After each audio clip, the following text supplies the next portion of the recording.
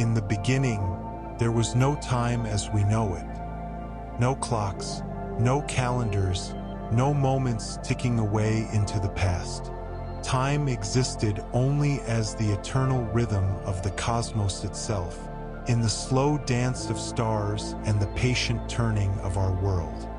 For countless millennia, humanity lived within this timeless existence, marking their lives not by hours or minutes, but by the gentle patterns of nature that surrounded them.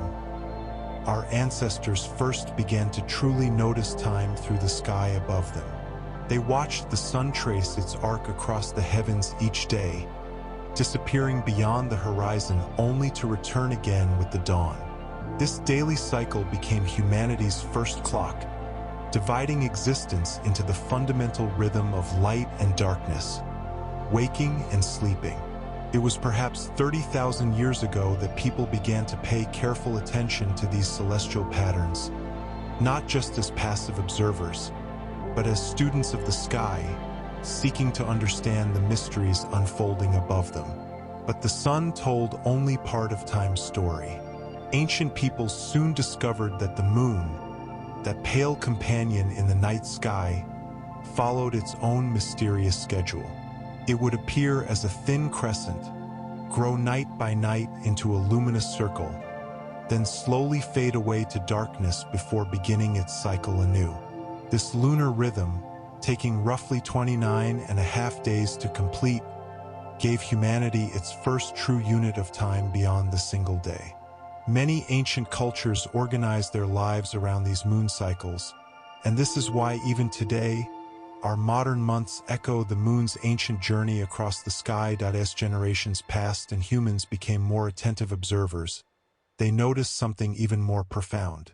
The sun itself seemed to travel differently across the sky as the year progressed. In summer, it climbed high and stayed long, warming the earth and making plants flourish. In winter, it barely cleared the horizon, its light weak and fleeting.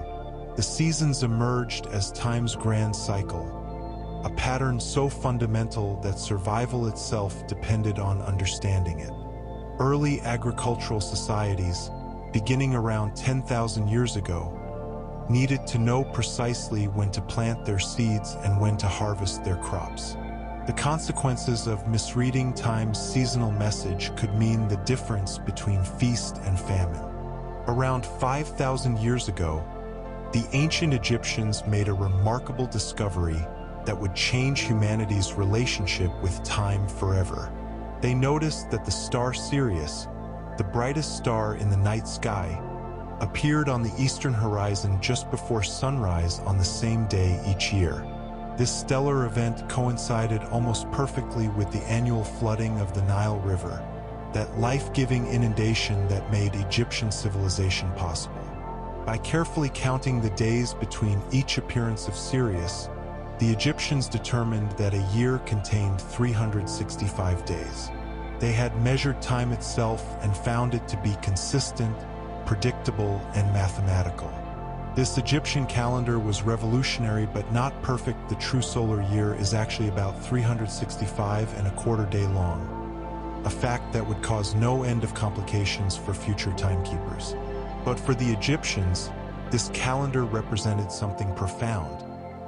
Time was not merely something to experience, but something that could be understood, recorded, and controlled. They divided their year into 12 months of 30 days each, with 5 additional days added at the end, creating a structure that would influence calendars for millennia to come. Meanwhile, other ancient civilizations were developing their own sophisticated understandings of time. The Babylonians, living in Mesopotamia around 4,000 years ago, made astronomical observations of extraordinary precision. They tracked not just the sun and moon, but the movements of the planets visible to the naked eye: Mercury, Venus, Mars, Jupiter, and Saturn. These wandering stars, as they appeared to the ancients, moved against the background of fixed constellations in patterns that repeated over months and years. The Babylonians discovered that these patterns could be predicted, and they developed complex mathematical systems to forecast celestial events. Their base 60-number system, used for these astronomical calculations, is the reason we still divide our hours into 60 minutes and our minutes into 60 seconds today. But knowing the day and the season wasn't enough. As human societies grew more complex, as cities emerged and commerce developed, people needed to divide the day itself into smaller portions. The sundial appeared independently in various ancient cultures, a beautifully simple invention that used the sun's own shadow to mark the passing hours. The earliest sundials we know of come from Egypt around 3,500 years ago, though the concept may be even older. A gnomon, a vertical pole or triangular blade, would cast a shadow that moved predictably across a marked surface as the sun traveled across the sky. Time had become visible, measurable in the length and position of a shadow. As you rest now, breathing slowly and deeply, consider how far humanity had already come in understanding time. From simply living within the rhythms of nature to actively measuring and dividing those rhythms, our ancestors had transformed time from an abstract experience into something concrete and knowable. The stage was set for even greater innovations in how we would come to measure, understand, and ultimately be governed by the ticking of clocks yet to be invented. As civilizations flourished and spread across the ancient world, the limitations of the sundial became increasingly apparent. When clouds covered the sun, time seemed to vanish. At night, the sundial stood silent and useless. Its shadow disappeared into darkness. Humanity needed a way to measure time that didn't depend on the sun's presence. A clock that could work in any weather, at any hour. The ancient Egyptians, those masterful students of time, found an elegant solution around 3,400 years ago. They invented the water clock, known as a clepsydra, meaning water thief in Greek. The principle was beautifully simple. Water would drip at a steady rate from a hole in the bottom of a container, and the falling water level would indicate the passage of time. Marks on the inside of the vessel showed the hours, and time could now be measured in darkness, in storms, in the depths of temples where sunlight never reached. These water clocks spread throughout the ancient world, becoming increasingly sophisticated. The Greeks refined them, adding gears and mechanisms that could ring bells or move figurines to mark the hours. In ancient China, around 2,000 years ago, water clocks grew into massive, elaborate structures, some several stories tall, incorporating bronze vessels, scoops, and wheels. Time measurement had become not just a practical necessity but an art form, a demonstration of human ingenuity and technical prowess. Yet even as these mechanical marvels emerged, humanity grappled with a fundamental problem in how we organized time itself. Different civilizations had created different calendars, each reflecting their own observations and needs. The Roman calendar, used in the centuries before Christ, had become hopelessly confused. It began with 10 months, which is why September, October, November, and December contain the Latin words for 7, 8, 9, and 10, even though there now are 9th through 12th months. 2 additional months, January and February, were added later, but the calendar still didn't align properly with the solar year. Roman priests were supposed to add extra days periodically to keep the calendar synchronized with the seasons, but corruption and political manipulation meant that by Julius Caesar's time, the calendar had drifted nearly 3 months out of alignment with the actual seasons. In 46 BCE, Julius Caesar enacted one of history's most important reforms. Working with the Alexandrian astronomer Sosigenes, Caesar created what would become known as the Julian calendar. This new system established the year at 365 days, with an extra day added every 4 years in what we now call a leap year. That year of transition, 46 BCE, had to be an extraordinary 445 days long to reset the calendar to the proper season. The Romans called it the Year of Confusion. But from then on, time's organization became more stable, more predictable. The Julian calendar would govern Western civilization for over 1,600 years, spreading wherever Roman influence reached. As the centuries progressed, a new influence began to shape humanity's relationship with time: the Christian Church. In medieval Europe, monasteries became the keepers of time, and the rhythm of monastic life revolved around prayers offered at specific hours throughout the day and night. These canonical hours, matins, lauds, prime, terce, sext, none, vespers, and compline, divided the day into periods of devotion. Monks needed to wake for prayers in the middle of the night, and they required reliable ways to measure time even in darkness. This religious need would drive the next great revolution in timekeeping. By the 14th century, something extraordinary began to appear in the towns and cities of Europe: the mechanical clock. These early clocks, powered by falling weights and regulated by mechanisms called escapements, represented a quantum leap in humanity's ability to measure time. Unlike water clocks that could freeze in winter or sundials that depended on clear skies, mechanical clocks could run continuously, day and night, in any weather. The first of these great clocks were installed in church towers and town halls, where their bells would ring out the hours for all to hear. Time, once tracked personally by individuals through sundials or water clocks, had become public and communal. The clock tower standing at the center of town imposed a shared temporal order on everyone within earshot. These early mechanical clocks were not particularly accurate by modern standards. They might gain or lose 15 minutes in a day, but they were consistent. Everyone heard the same bells at the same moment, creating a synchronized experience of time that had never existed before. This synchronization would gradually transform society, making possible new forms of coordination in work, commerce, and daily life. The mechanical clock didn't just measure time. It began to change how people thought about time itself. Yet even the Julian calendar, that great achievement of Roman engineering, harbored a subtle flaw. The solar year is not exactly 365¼ days long, but slightly shorter, about 365.2422 days. This tiny discrepancy, just 11 minutes and 14 seconds per year, seemed insignificant. But over centuries, those minutes accumulated into hours, those hours into days. By the 16th century, more than 1,600 years after Julius Caesar's reform, the calendar had drifted 10 days out of alignment with the actual seasons. The spring equinox, which should fall around March 21st, was occurring on March 11th. This mattered tremendously to the Church, which calculated the date of Easter based on the spring equinox. In 1582, Pope Gregory XIII enacted another great calendar reform.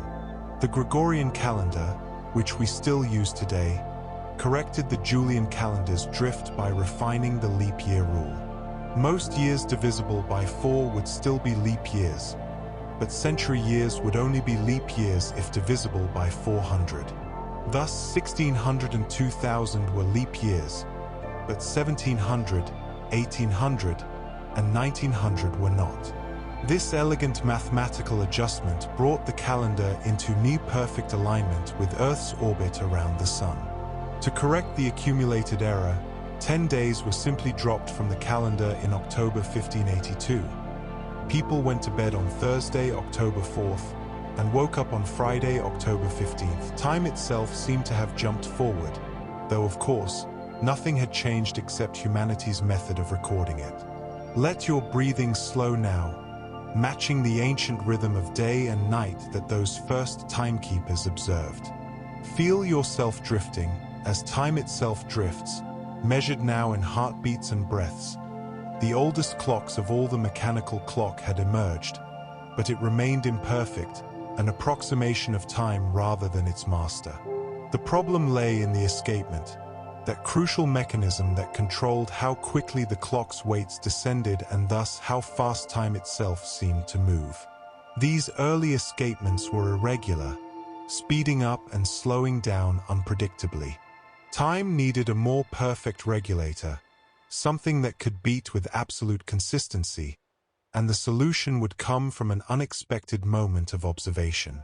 In 1583, a young Italian student named Galileo Galilei sat in the Cathedral of Pisa, perhaps bored during a lengthy service, when his attention was drawn to a lamp hanging from the ceiling. The lamp swung back and forth, moved by air currents in the vast space. Galileo noticed something remarkable. Whether the lamp swung in a wide arc or a narrow one, it seemed to take the same amount of time to complete each swing. Using his own pulse to measure the intervals, he confirmed his observation. This property, which would later be called isochronism, revealed that a pendulum could be the perfect timekeeper, beating with natural regularity regardless of the amplitude of its swing. Though Galileo himself never built a pendulum clock, he had discovered time's most reliable rhythm. It would take nearly 70 years for someone to transform Galileo's insight into reality.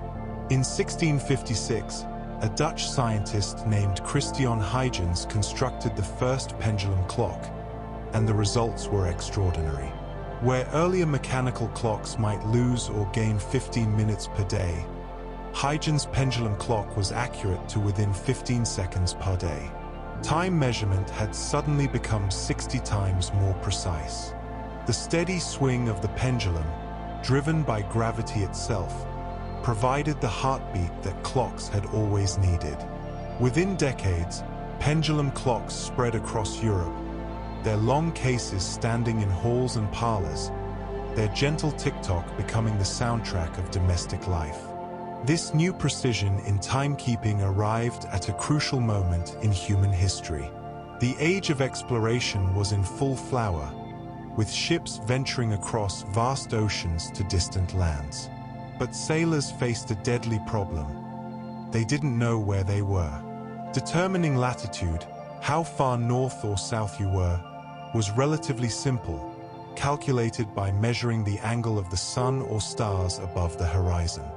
But longitude, your east-west position, was another matter entirely. Longitude could only be determined by comparing your local time with the time at a reference point, such as your home port. If you knew it was noon where you were and 4 p.m. back home, you could calculate that you were 4 hours west, or 60 degrees of longitude. But this required a clock that could keep accurate time for months aboard a rolling, pitching ship, through storms and tropical heat and Arctic cold. The problem of longitude became so critical that in 1714, the British government offered a prize of £20,000, an enormous sum, equivalent to millions today, to anyone who could solve it. The greatest scientific minds of the age attacked the problem, most believing the solution would involve astronomical observations and complex mathematics. But the answer came from an unexpected source, a self-educated carpenter and clockmaker named John Harrison. Beginning in 1730, Harrison devoted his life to creating a marine chronometer, a clock that could keep accurate time at sea. He built 5 extraordinary timepieces over 4 decades, each one more sophisticated than the last. His masterpiece, the H4, completed in 1759, looked like a large pocket watch but incorporated innovations in temperature compensation and friction reduction that made it accurate to within just a few seconds over months at sea. Harrison's chronometer solved one of history's most important technical challenges. Ships could now determine their position with confidence, making long-distance navigation safer and more reliable. The chronometer transformed global trade, enabled the mapping of the world's oceans, and contributed to the rise of British naval dominance. More profoundly, it demonstrated that time itself could be carried, transported, and maintained anywhere on Earth. Time was no longer tied to place, to the local movement of shadows or the particular view of stars. Time had become portable, universal, standardized. Yet even as time became more precisely measured, a curious inconsistency persisted across the world. Every town and city kept its own local time, based on when the sun reached its highest point in their particular sky. This meant that when it was noon in London, it might be 12:08 in Bristol, 120 miles to the west, because the sun reached its zenith there 8 minutes later. In an age of slow travel, this didn't matter much. But the 19th century brought the railway, and suddenly people and goods could move faster than ever before. A traveler going from one city to another might need to adjust their watch multiple times during a journey. Railway companies had to print elaborate timetables accounting for different local times, and the potential for confusion and accidents was enormous. The solution emerged gradually through the middle and late 1800s. Britain adopted a standardized time across the entire country in 1847, with all clocks set to Greenwich Mean Time, based on the time at the Royal Observatory in Greenwich, London. Other countries began to follow suit, but global coordination remained chaotic. It wasn't until 1884 that representatives from 25 nations gathered in Washington, D.C. for the International Meridian Conference. There, they established the system of time zones we still use today. The world would be divided into 24 zones, each spanning 15 degrees of longitude, each 1 hour apart. Greenwich was chosen as the prime meridian, the 0 point from which all other times would be calculated. This decision was partly political. Britain's naval dominance and the widespread use of charts based on Greenwich, but it was also practical. Time had become globalized, standardized, synchronized across continents and oceans. This standardization of time reflected something deeper happening in industrial society. Factories ran by the clock, with workers arriving and leaving at precisely specified times. Railway schedules demanded punctuality. The business day became rigidly structured into hours and appointments. The clock, once merely a tool for measuring time's passage, had become time's dictator, organizing and controlling human activity with increasing strictness. People began to speak of spending time, saving time, wasting time, as if time were a commodity that could be managed and optimized. The mechanical clock had not just measured time. It had transformed human consciousness, creating what historians would call time discipline, a new relationship between people and the hours of their days. Rest now in this moment, free from schedules and zones, from the tyranny of synchronized time. Float in the space between seconds, where time stretches and softens, become something felt rather than measured, experienced rather than counted. As the 20th century dawned, humanity's understanding of time stood on the precipice of a revolution more profound than any clock or calendar reform. Time was about to be revealed not as the fixed, absolute framework everyone assumed it to be, but as something far stranger, something that could bend, stretch, and flow differently depending on where you were and how fast you were moving. In 1905, a young patent clerk in Bern, Switzerland, named Albert Einstein published a paper that would shatter centuries of assumptions about the nature of reality.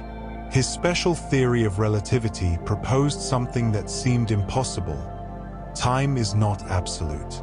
Two observers moving at different speeds would experience time passing at different rates. If you could travel in a spaceship at a significant fraction of the speed of light, time would literally slow down for you compared to someone remaining stationary. You might age only 1 year while decades passed on Earth. This wasn't an illusion or a trick of perception. Time itself would actually be moving more slowly for you. The faster you moved through space, the slower you moved through time. Einstein's insight had emerged from thinking about light and the puzzling results of experiments that measured its speed. Scientists had discovered that light always traveled at the same speed, about 186,000 miles per second, regardless of whether you were moving toward it or away from it. This seemed to violate common sense. If you're driving toward an approaching car, you close the distance faster than if you were standing still. But light didn't work that way. Einstein realized that for this to be true, space and time themselves had to be flexible, adjustable, relative. They weren't separate things but were woven together into what he called space-time, a four-dimensional fabric that could warp and bend. 10 years later, in 1915, Einstein extended these ideas in his general theory of relativity, revealing something even more extraordinary. Gravity, he proposed, wasn't a force in the traditional sense, but rather a curvature in space-time caused by mass and energy. Massive objects like planets and stars created dips and valleys in the fabric of space-time, and this curvature affected not just the paths of objects moving through space, but the flow of time itself. Time moves more slowly in stronger gravitational fields. A clock at sea level, closer to Earth's massive core, ticks slightly slower than an identical clock on a mountaintop. The difference is tiny, measured in billionths of a second, but it's real, measurable, and absolute. These weren't mere theoretical curiosities. The GPS satellites that would eventually orbit Earth in the late 20th century had to account for both special and general relativity to function properly. The satellites move quickly relative to Earth's surface, which makes their clocks run slower according to special relativity. But they orbit high above Earth where gravity is weaker, which makes their clocks run faster according to general relativity. The general relativistic effect is larger, so satellite clocks actually tick about 38 microseconds faster per day than clocks on Earth's surface. If engineers hadn't accounted for these relativistic effects, GPS coordinates would drift by about 6 miles per day, rendering the entire system useless. Einstein's strange predictions about time weren't just philosophical, they were essential for modern technology. While Einstein was revolutionizing our understanding of time's nature, engineers were working to measure it with ever greater precision. The pendulum clock, so revolutionary in its day, had fundamental limitations. Changes in temperature made the pendulum expand or contract, affecting its length and thus its period. Air pressure, humidity, even the wearing of the mechanism over time introduced tiny errors. By the early 20th century, scientists needed better clocks to test Einstein's theories and to navigate with increasing accuracy. The answer came from looking inward, to the very atoms themselves. In 1927, a Canadian engineer named Warren Morrison, working at Bell Telephone Laboratories, developed the first quartz crystal clock. Quartz, a common mineral, has a remarkable property. When you apply an electric voltage to it, it vibrates at an extremely precise and stable frequency, 32,768 times per second in most modern timepieces. These vibrations are far more regular than any pendulum swing, unaffected by temperature changes or gravitational variations over the small scales of a laboratory. Morrison's quartz clock was accurate to within a few thousandths of a second per day, making it about 30 times more accurate than the best pendulum clocks. Within decades, quartz technology miniaturized to the point where tiny quartz crystals could power wristwatches, making precision timekeeping affordable and accessible to everyone. But even quartz crystals couldn't satisfy science's hunger for perfect time. The next revolution came from an even deeper level of reality, the quantum realm. In 1945, The physicist Isidore Ruby suggested that atoms themselves could serve as the ultimate timekeepers. Atoms of a given element, such as cesium, naturally vibrate at specific, unchanging frequencies when exposed to certain conditions. These atomic vibrations are determined by the fundamental laws of quantum mechanics, making them the most stable periodic phenomenon known to science. Every cesium atom, anywhere in the universe, vibrates at exactly the same frequency when in the same quantum state. In 1955, Louis Essen and Jack Parry at the National Physical Laboratory in England built the first practical atomic clock using cesium atoms. Their clock measured the frequency at which cesium atoms oscillated between two specific energy levels: 9,192,631,770 cycles per second. This number was so precise and so reproducible that in 1967, the international scientific community redefined the second itself based on this atomic frequency. A second was no longer a fraction of a day or a year. Measurements based on Earth's somewhat irregular rotations and orbit. Instead, 1 second became officially defined as exactly 9,192,631,770 cycles of radiation, corresponding to the transition between two energy levels of the cesium-133 atom. Time's fundamental unit was now anchored not to astronomy but to the quantum properties of matter itself. This redefinition represented a philosophical shift as profound as any in the history of timekeeping. For thousands of years, time had been defined by celestial motions: the turning of Earth, the orbiting of the Moon, the journey of our planet around the Sun. Now time was defined by something invisible to the naked eye, by the quantum dance of subatomic particles. The second had become the most precisely defined unit in all of science, measurable with an uncertainty of less than 1 part in 100 trillion. Modern atomic clocks are so accurate that they would gain or lose less than 1 second over hundreds of millions of years. Let your mind rest with this thought. Time, which once seemed so simple, day following night, season following season, has revealed itself to be endlessly complex, woven into the very fabric of reality, flowing at different rates depending on motion and gravity, yet measurable with astonishing precision by the quantum vibrations of atoms. Close your eyes and drift, as time itself drifts around you, constant yet ever-changing, with atomic clocks ticking away with unprecedented precision. Humanity had achieved something remarkable. We could now measure time more accurately than we could measure the very astronomical phenomena that time had originally been based upon. Earth's rotation, which had defined the length of a day for all of human history, was not as constant as we had once believed. The planet's spin is gradually slowing down, affected by the gravitational pull of the Moon, creating tidal friction in Earth's oceans. Each century, the day grows longer by about 1.7 milliseconds. This seems insignificant, but over years and decades, atomic time and astronomical time begin to drift apart. To keep our precisely measured atomic time synchronized with Earth's actual rotation, scientists introduced the leap second in 1972. When atomic clocks pull too far ahead of Earth's rotation, usually by about 0.9 seconds, a leap second is added to the world's official time, usually on June 30th or December 31st.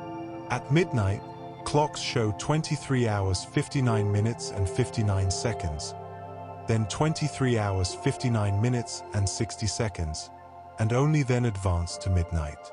Since 1972, 27 leap seconds have been added to keep atomic time aligned with astronomical time. These adjustments are necessary because we still want our clocks to reflect the actual position of the sun in the sky, even though we now measure time by atomic vibrations. It's a compromise between the quantum precision of our clocks and the ancient celestial rhythms that governed time for millennia. Meanwhile, scientists pushed atomic timekeeping to even greater extremes. Cesium atomic clocks, revolutionary as they were, could still be improved upon. In the 1980s, researchers began experimenting with optical atomic clocks, which use atoms that oscillate at much higher frequencies than cesium, in the visible light range rather than the microwave range. These optical clocks, using elements like strontium or ytterbium, tick hundreds of thousands of times faster than cesium clocks, allowing them to divide time into even finer slices. Modern optical atomic clocks are so precise that they wouldn't lose or gain a second over 15 billion years, longer than the current age of the universe. They are sensitive enough to detect the time dilation predicted by Einstein's relativity across height differences of just 1 centimeter. If you lift such a clock 1 centimeter higher, time will flow measurably faster for it. This extraordinary precision has revealed something both beautiful and unsettling. Time flows differently everywhere. Two atomic clocks, separated by even small distances or altitudes, will tick at slightly different rates due to variations in Earth's gravitational field. Time moves faster on mountaintops than in valleys, faster at the equator than at the poles. Every point in space has its own unique rate of time flow. We live not in a single, uniform time, but in a landscape of countless slightly different times, all flowing at their own pace. Our everyday experience obscures this because the differences are so tiny, but they're real and measurable. The quest for perfect time measurement led scientists to an unexpected place: the search for variations in fundamental constants of nature. By the 1990s and early 2000s, atomic clocks had become so precise that physicists realized they could be used not just to measure time, but to test whether the laws of physics themselves might be changing over cosmic timescales. If fundamental constants like the speed of light or the strength of electromagnetic forces were slowly drifting over billions of years, the relative rates of different types of atomic clocks would shift. Multiple research teams around the world began comparing different atomic clocks against each other over years and decades, effectively turning them into detectors for subtle changes in the fabric of reality itself. So far, these experiments have found no evidence that fundamental constants are changing, confirming that the laws of physics appear to be truly constant. But the fact that we can even ask such questions shows how far our mastery of time measurement has come. Yet even as we measured time with quantum precision, we grappled with an ancient mystery that atomic clocks couldn't solve. What is time, really? Is it something that exists independently, flowing like a river regardless of the events within it? Or is time merely a relationship between events, with no existence of its own? Isaac Newton had believed in absolute time, a cosmic clock ticking away uniformly throughout the universe. But Einstein had shown that time is relative, different for different observers. Philosophers and physicists continue to debate whether time truly flows, or whether the flow of time is an illusion created by our consciousness, our memory of the past and anticipation of the future. The present moment, that knife edge we call now, seems impossible to pin down. By the time we recognize it, it has already become the past.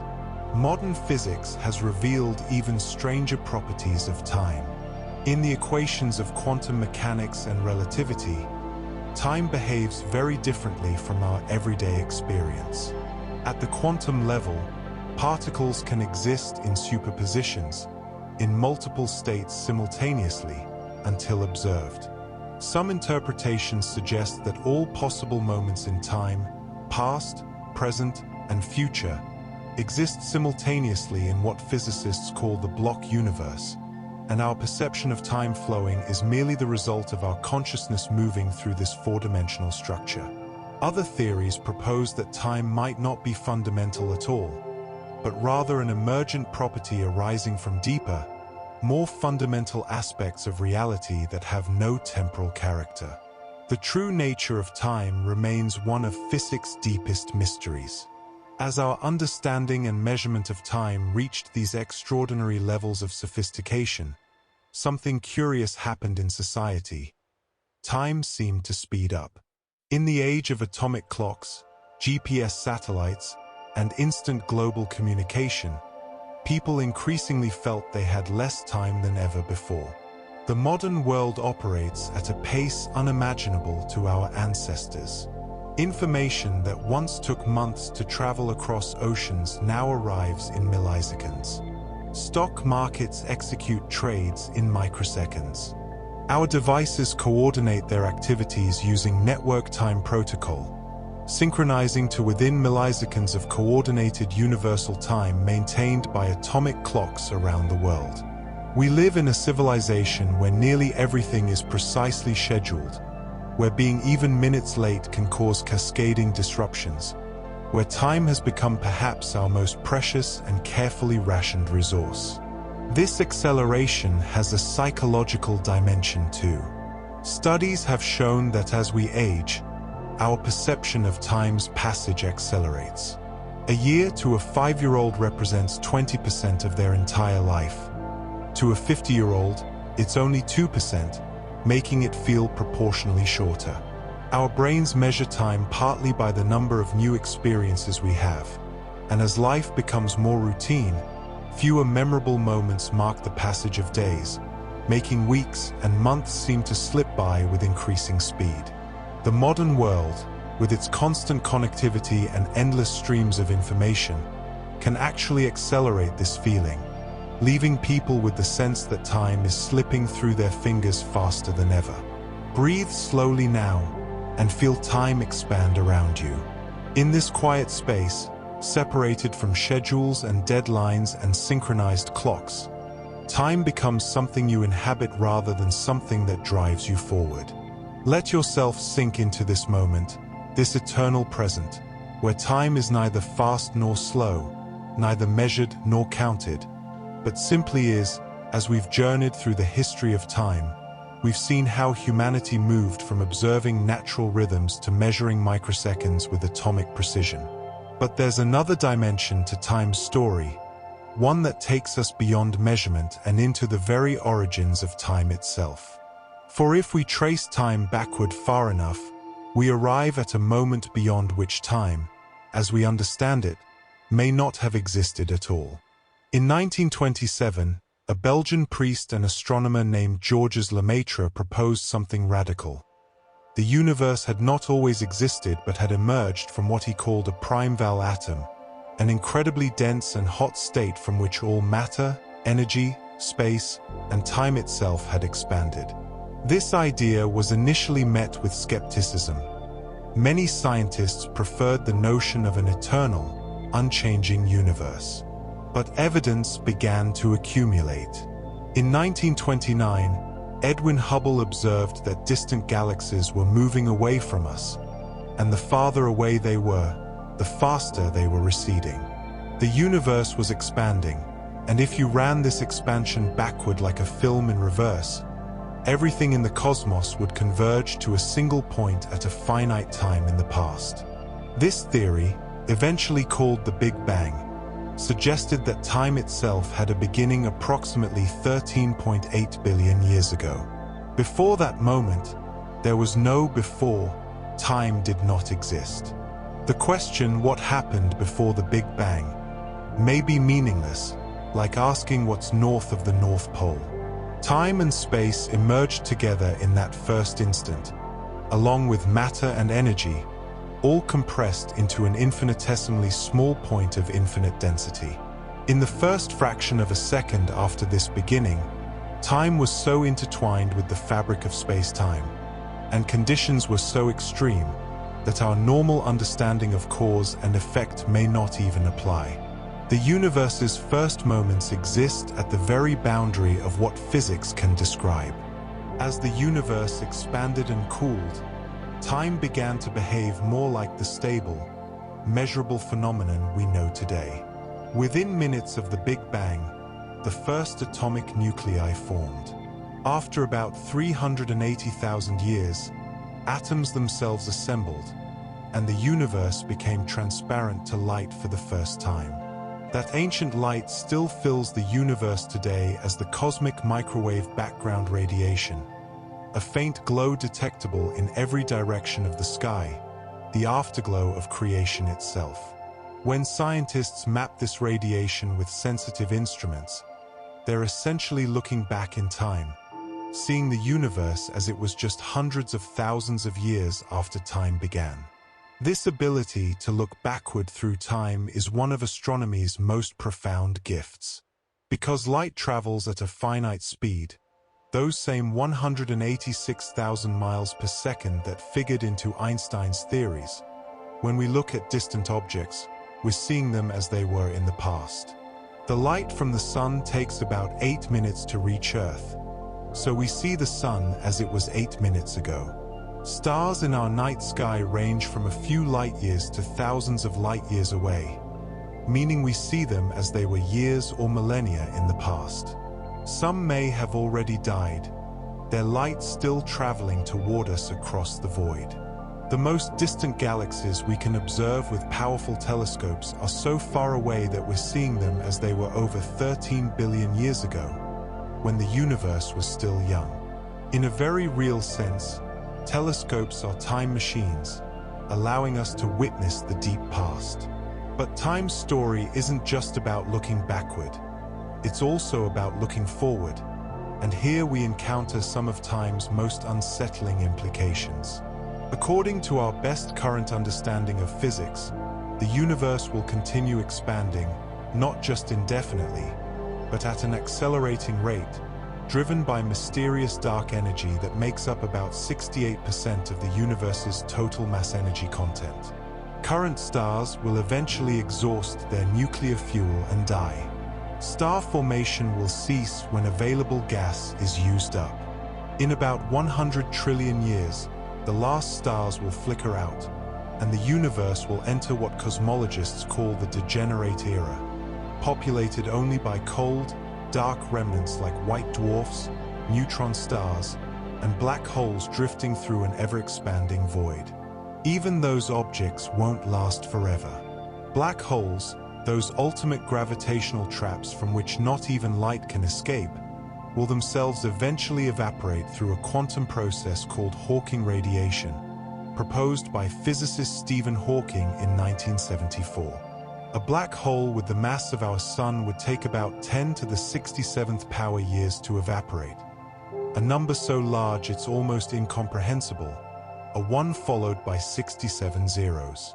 But eventually, given enough time, even the most massive black holes will vanish in a final whisper of radiation. The universe will enter what cosmologists call the dark era, containing nothing but elementary particles scattered across exponentially expanding space, so dilute that encounters between particles become infinitesimally rare. Time will continue, but nothing will happen to mark its passage. This vision of the far future raises profound questions about time's ultimate meaning. If the universe approaches a state where nothing changes, where entropy has reached its maximum and all useful energy has been dispersed, does time in any meaningful sense still exist? Change is fundamental to our experience of time. We perceive time through the succession of different states, different moments. In a universe where everything has reached thermal equilibrium and nothing changes anymore, time might continue to exist mathematically, but it would be indistinguishable from any other moment. The universe's story would have, in a sense, ended, even though time itself continues. Yet even this dismal projection is uncertain. Our understanding of physics is incomplete.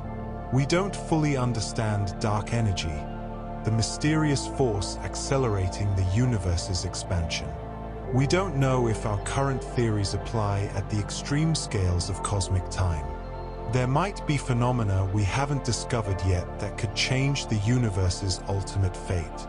Some theories even propose that the universe could be cyclic, with big bangs and big crunches repeating eternally, or that our universe might be one of countless universes in a vast multiverse, each with its own timeline and perhaps its own laws of physics.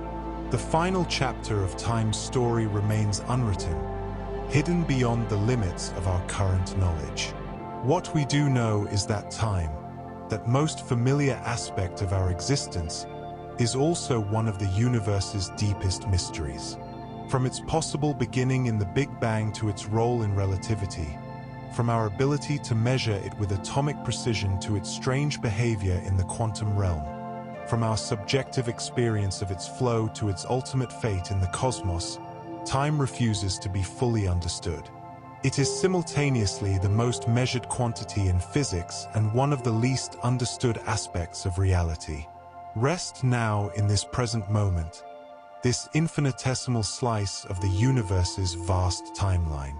You exist in a cosmic eye blink, in a brief window when stars shine, planets orbit, life flourishes, and consciousness arises to contemplate time itself. The universe's deep past and distant future surround this moment. But here, now, time is yours to simply experience, without measurement, without understanding, without effort. Let yourself float in this eternal now, where the story of time and your own story converge. While physicists pondered time's cosmic mysteries, biologists discovered that time had written itself into the very cells of living things. Life on Earth didn't just exist within time. It had evolved its own internal clocks, rhythms that anticipated and adapted to the planet's daily cycle of light and darkness. These biological clocks, called circadian rhythms, govern not just sleep and waking, but thousands of processes within our bodies, from hormone release to body temperature, from immune function to DNA repair. In the 1970s, researchers discovered the genetic basis of these internal clocks. Working with fruit flies, scientists identified the first clock genes, sections of DNA that produced proteins in a cycle lasting approximately 24 hours. These proteins would accumulate during certain hours, then trigger their own breakdown, creating an oscillating cycle that continued even in complete darkness. Nearly every cell in your body contains this molecular clock machinery, a tiny timekeeper that has been refined by millions of years of evolution. These clocks are so fundamental to life that similar systems have been found in organisms from bacteria to plants to humans, suggesting that the ability to track time emerged very early in life's history. Your circadian clock doesn't run in isolation. It's constantly adjusted by environmental cues, primarily light. Special cells in your retina detect light and send signals to a region of your brain called the suprachiasmatic nucleus, a tiny cluster of about 20,000 neurons that serves as your master clock. This master clock synchronizes all the peripheral clocks throughout your body, keeping your entire organism temporally coordinated. When you travel across time zones, your molecular clocks take several days to resynchronize to the new light-dark cycle, which is why jet lag makes you feel so disoriented. You're not just tired. Your body is literally living in a different time than your surroundings, with your liver thinking it's morning while your stomach believes it's evening. But humans aren't the only creatures with sophisticated time sense. Many animals can perceive time scales far beyond our circadian rhythms. Arctic animals like reindeer and ptarmigan track seasonal time, their physiology transforming dramatically as days lengthen and shorten across the year. Their bodies measure not just the 24-hour day but the gradual change in day length, using this information to time reproduction, migration, and hibernation. Some animals demonstrate remarkable precision in shorter time scales too. Bees can learn to visit flowers at specific times when nectar is most abundant, remembering schedules down to the hour. They essentially have appointments written into their neural circuits. Perhaps most remarkably, some organisms experience time at radically different speeds than we do. To a fly, the world moves in slow motion compared to our perception. Flies process visual information much faster than humans, Their flicker fusion rate is about 4 times higher than ours, meaning they can distinguish individual flashes of light that would appear continuous to us. This is why flies are so hard to swat. To them, your rapidly descending hand is moving in slow motion, giving them plenty of time to escape. Conversely, larger animals tend to experience time more slowly. An elephant's heart beats much more slowly than a mouse's, and there's evidence suggesting that animals with slower metabolisms may experience subjective time more slowly, perceiving fewer distinct moments in a given period. In a strange way, a mouse racing through a day and an elephant moving ponderously through the same hours may each experience roughly the same number of subjective moments in their lives, despite the vast difference in their lifespans. This relativity of biological time extends to humans as well. Children really do experience time differently than adults. Young children have faster heart rates, faster neural processing, and form more new memories per unit of time, all factors that may contribute to their stretched-out perception of time's passage. A summer vacation that feels like an eternity to a 7-year-old passes in a blink for their parents. This isn't just nostalgia or the proportional effect we discussed earlier. There's evidence that our brain's processing speed actually slows as we age, potentially compressing our subjective experience of time. The phenomenology of time, how it feels, varies not just between species but across different stages of a single human life. Scientists have also discovered that our brains contain dedicated neural circuits for estimating durations, separate from our circadian clocks. When you're asked to estimate whether 5 seconds or 10 seconds have passed, specific networks of neurons in your brain, particularly in the cerebellum and basal ganglia, create this sense of duration. But this internal stopwatch is highly influenced by attention, emotion, and even neurotransmitters like dopamine. Time quite literally passes faster when you're having fun. Your brain devotes less processing to tracking time, so fewer timestamps are created, and the interval feels shorter in retrospect. Conversely, during moments of fear or intense attention, your brain processes more information and creates more detailed memories, making those moments seem to last longer when you recall them later. This is why a car accident might seem to unfold in slow motion, though you weren't actually perceiving the world any faster in the moment. Your brain simply recorded it more densely. The malleability of perceived time has profound implications. People with certain neurological conditions experience time very differently. Some patients with Parkinson's disease, which affects dopamine systems in the brain, struggle to estimate durations accurately, often perceiving intervals as longer than they actually are. Conversely, people using stimulant drugs, which flood the brain with dopamine, often feel that time is racing past. Meditation and mindfulness practices can also alter time perception, with experienced meditators reporting that time seems to slow down during deep practice, as if each moment expands and becomes more present.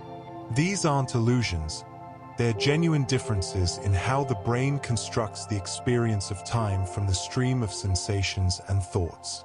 This brings us to one of time's deepest paradoxes: the apparent mismatch between time as physics describes it and time as we experience it.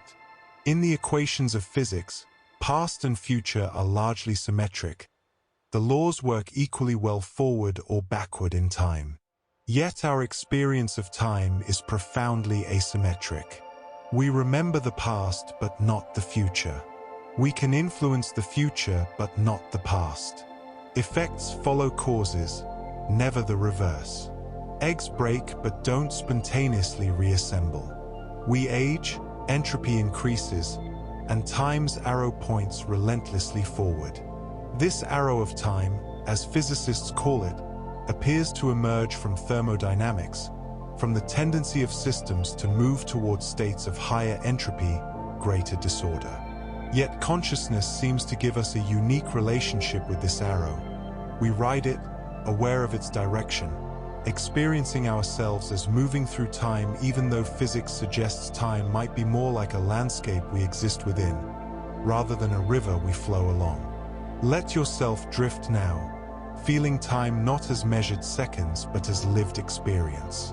Your breath rises and falls, your heart beats its ancient rhythm, your cells perform their molecular dances. You are not just in time, you are made of time, a pattern of processes unfolding, a story being told by the universe to itself. Rest in this flow, this eternal becoming, where past and future meet in the only moment that ever really exists. Our exploration of time would be incomplete without understanding how different cultures throughout history have conceived of time itself, for not everyone has viewed time the way modern Western society does. While we tend to think of time as a linear progression from past through present to future, many ancient cultures understood time as cyclical, an endless wheel of birth, death, and rebirth, with patterns that repeated across generations and cosmic ages. The ancient Hindus developed perhaps the most elaborate cyclical conception of time, envisioning vast cosmic cycles called yugas stretching across billions of years.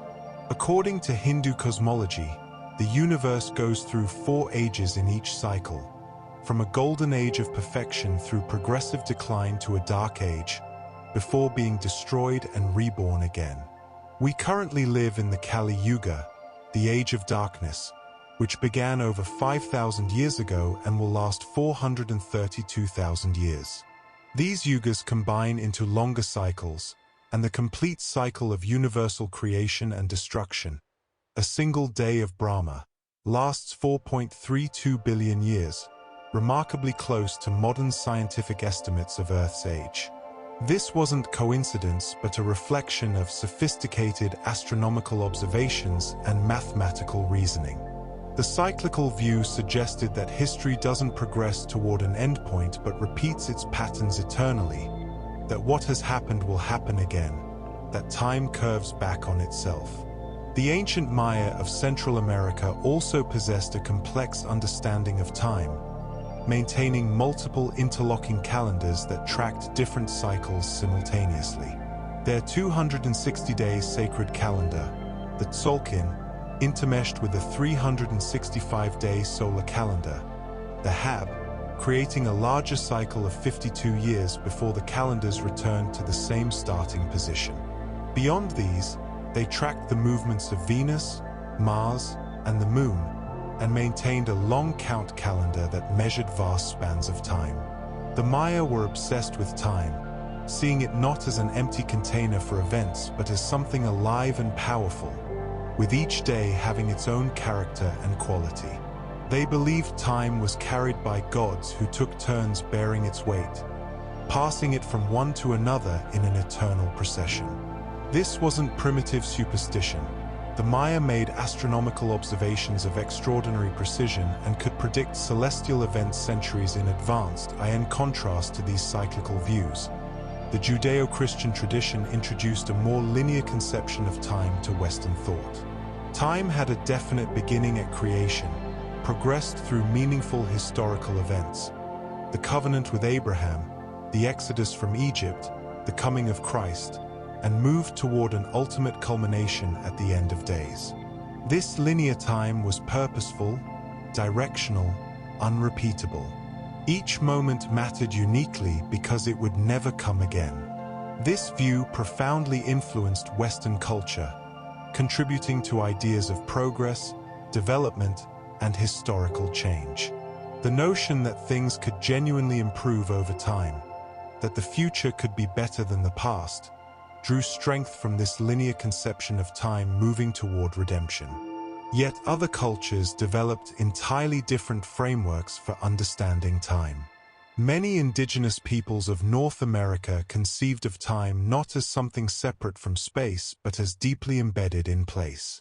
Events weren't located primarily in a temporal sequence, but in sacred landscapes. Time was stored into the land itself. This rock where something happened, that valley where ancestors walked, this mountain where creation occurred. The Hopi people of the Southwest don't have verb tenses in their language that correspond neatly to past, present, and future. Instead, their language expresses whether something is manifest or becoming manifest, whether it's in the realm of objective fact or subjective experience. This linguistic structure reflects a fundamentally different way of organizing temporal experience, one that doesn't separate time so cleanly from the rest of reality. The Paraha people of the Amazon present an even more striking example.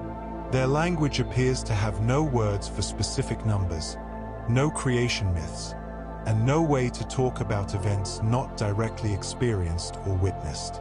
They live almost entirely in what linguists call the experiential present, a temporal framework that extends only to living memory, perhaps 2 or 3 generations back. Without written records or number words, without stories of a distant past or plans for a distant future, their experience of time is radically compressed compared to literate societies that can reach back thousands of years through texts and plan centuries ahead. Their culture demonstrates that even basic aspects of how we think about time, the ability to conceive of abstract past and future, may be shaped by cultural tools like writing and mathematics. The invention of writing itself fundamentally transformed humanity's relationship with time. Before writing, knowledge persisted only in living memory, passed from person to person, changing subtly with each retelling. Writing made the past permanent, recoverable, objective. Mesopotamian cuneiform tablets from 5,000 years ago can still be read today, their words unchanged across the millennia. Ancient Egyptians could be quoted precisely, their thoughts preserved across the ages.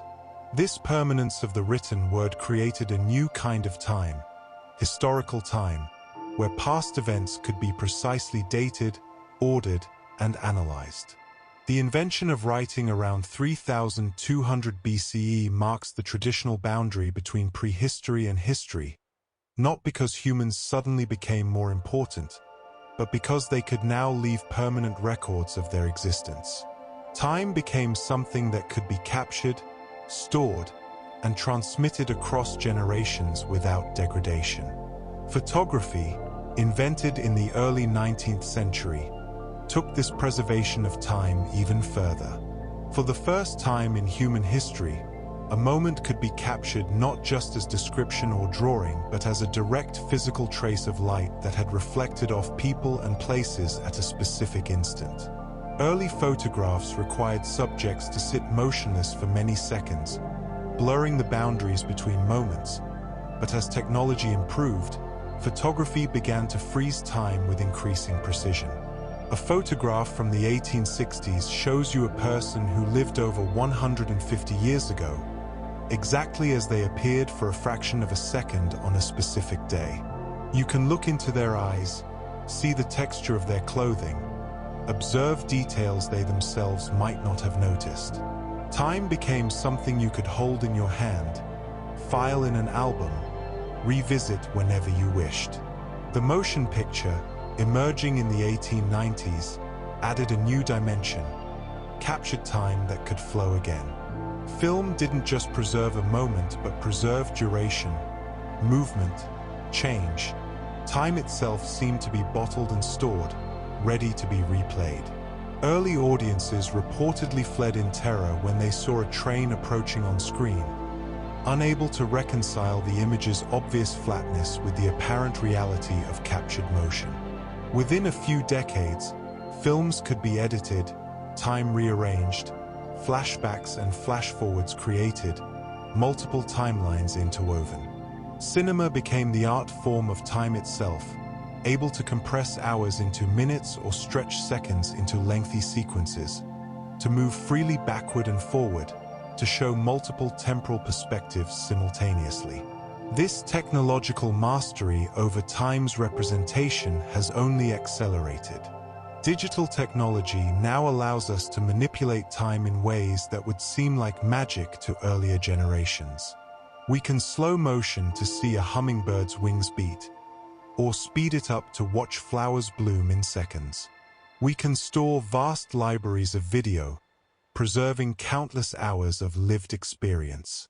Social media creates strange temporal loops where moments are captured, posted, viewed, and commented upon in near real time, creating a perpetual present that's simultaneously being archived for future retrieval. We exist in multiple temporal frames at once, living in the present, documenting it for the future, and constantly revisiting the preserved past through photos and videos.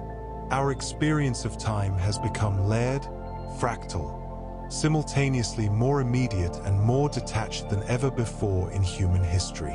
Close your eyes now and feel the weight of all these different times surrounding you. The deep cosmic time of the universe is 13.8 billion years.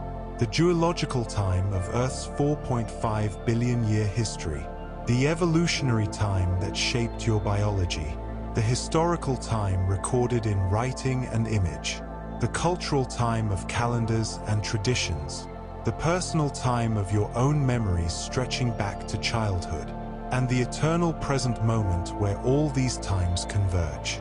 You are a meeting point of timescales, a place where the universe's vast story becomes conscious of itself. Rest in this knowledge, breathing slowly, existing timelessly in this space between heartbeats. Sleep well, and may the knowledge of the evolution of time guide you into tomorrow.